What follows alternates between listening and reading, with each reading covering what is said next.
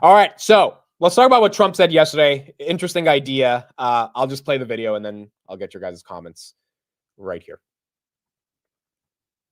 Something else that's going to be very, very good. We're going to be selling a gold card. You have a green card. This is a gold card.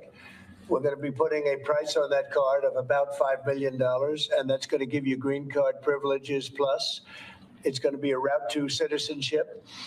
And wealthy people will be coming into our country by buying this card. They'll be wealthy, and they'll be successful, and they'll be spending a lot of money and paying a lot of taxes and employing a lot of people. And we think it's going to be extremely successful. And never been done before or anything like this, but it's something that we're going to be putting out over the next, would you say 2 weeks, Howard? Do you want to say a couple of words about it? Sure. Mr. President, are there any requirements for that gold card? Do you have to invest a certain amount of money in this country in order to qualify for that gold card? Yeah, exactly. So the EB-5 program was really lend some money, but it was full of nonsense, make-believe, and fraud, and it was a way to get a green card that was low priced. So the president said, rather than having this sort of ridiculous EB-5 program, we're going to end the EB-5 program. We're going to replace it with the Trump Gold Card, which is really a green card gold. So they'll be able to pay $5 million to the U.S. government. They'll have to go through vetting, of course. We're going to make sure they're wonderful, world-class global citizens. They can come to America. The president can give them a green card, and they can invest in America, and we can use that money to reduce our deficit. Why do we give out lotteries of green cards? Why do we give out EB-5 for green cards? The President of the United States understands that the right answer is, why don't we eliminate the deficit of the United States of America instead? The gold card, well, millions, but the gold card will bring in with it people that create jobs, very high-level people. I think companies will pay to get people in. For instance, you today graduate from the Wharton School of Finance or Harvard or Stanford or any college, and nobody knows if you can even go to work for a company. So Apple and all these companies that want to get people to be working for them will be able to buy a card, and for the people that are number one in their class at top schools, I see that as one of the things. But generally speaking, it'll be people with money and people that create jobs, and they won't have to pay any tax on income outside of the United States, which they're not paying right now. They're not citizens, but have to pay if they create jobs in the United States. They'll pay full taxes like everybody else. So you're getting big taxpayers, big job producers, and we'll be able to sell maybe 1 million of these cards, maybe more than that. And if you add up the numbers, they're pretty good. As an example, 1 million cards would be worth $5 trillion. $5 trillion. Wow. And if you sell 10 million of the cards, that's a total of $50 trillion. Well, we have 35 trillion in debt. That'd be nice. So this was the part to me where I was just like, I was listening to this last night and I was like, so theoretically, right? Let's just be really theoretical here, because I don't know how practical this is. But if you were to sell 1 million cards, that would generate 5 trillion of revenue. If you sell 10 million, you would get 50 trillion. That would wipe out the U.S. debt. He makes it sound so simple. That's like, oh, well, if we just sell we were done with it.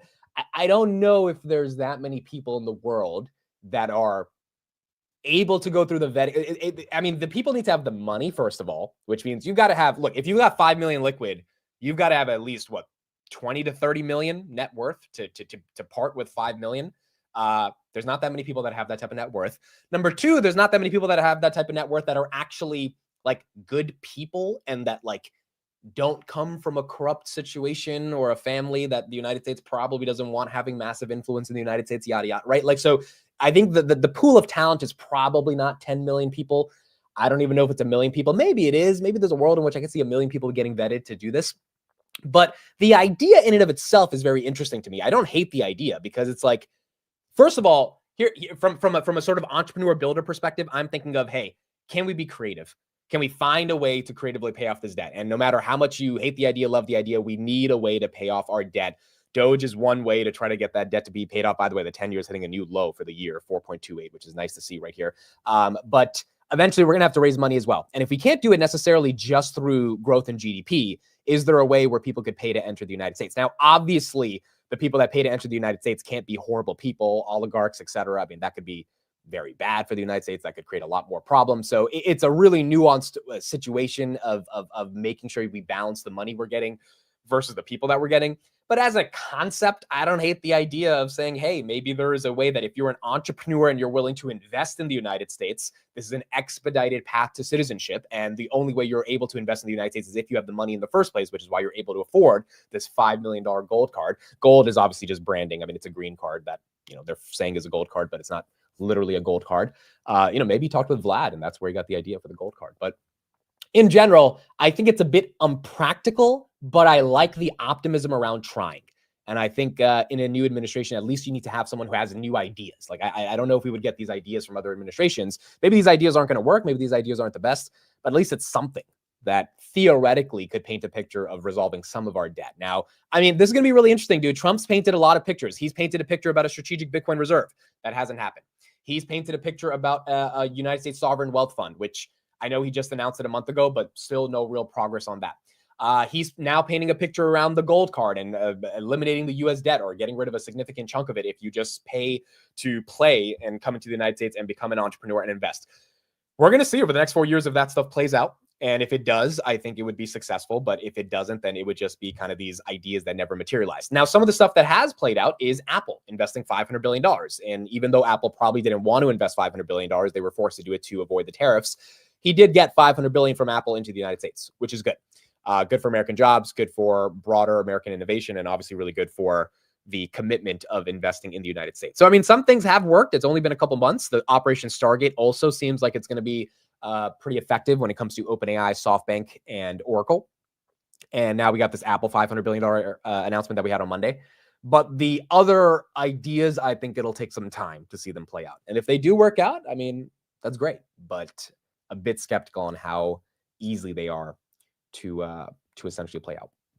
So that was one of the updates we got from Trump yesterday, and that was kind of the main headline that we saw. He's going to sign some more executive orders today at 3 p.m. I don't know what they're going to be about, but it looks like pretty much every day we're getting new executive orders. He signed a couple yesterday. The big deal was this gold card argument that he made.